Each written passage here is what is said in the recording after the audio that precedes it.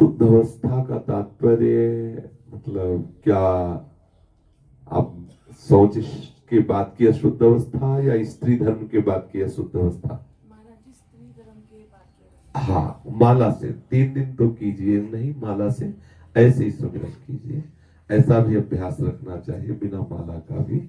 तो जो विरक्त हो गए हैं, ब्रह्मचर्य धारण किए हुए हैं, फिर उनके ऊपर ये लागू नहीं होता नियम, लेकिन गृहस्थ में है तो ये नियम रखे कि माला आदि का, ठाकुर जी के श्री विग्रह आदि का स्पर्श न करे, कोई ग्रंथ आदि का स्पर्श न करे 3 दिन तक, और फिर इसके बाद स्नान आदि करके अपनी दिनचर्या करे।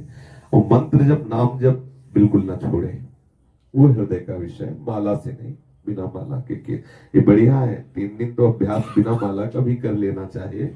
कभी ऐसी परिस्थिति आवे माला न जप पावे तो भी मंत्र चलता रहे, नाम चलता रहे। देखो, आलस्य के 2-3 बातें हैं, उनको देख लीजिए।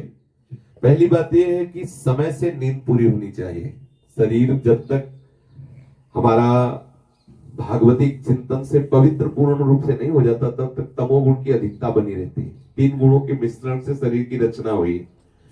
तो जैसे इस शरीर को 6 घंटे अगर नींद दे दी जाए तो 18 घंटे इससे सेवा ली जा सकती है, फिर कोई विक्षेप नहीं पड़ेगा।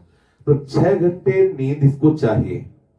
जो साधन में आगे बढ़ते हो कम होती जाती, 5 घंटे, 4 घंटे, 3 घंटे, 2 घंटे, और 1-2 दिन ना भी सोए तो उनको फर्क नहीं पड़ता, वो पवित्र हृदय होता जाता है। दूसरी बात, पेट साफ होना चाहिए। यदि कब्ज की शिकायत है तो फिर ये प्रमाद और आलस्य की स्थिति बनी रहेगी।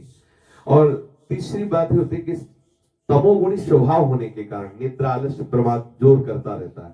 तो जो तमोगुणी स्वभाव के कारण जोर करता रहता है उसमें हमें घबराने की जरूरत नहीं।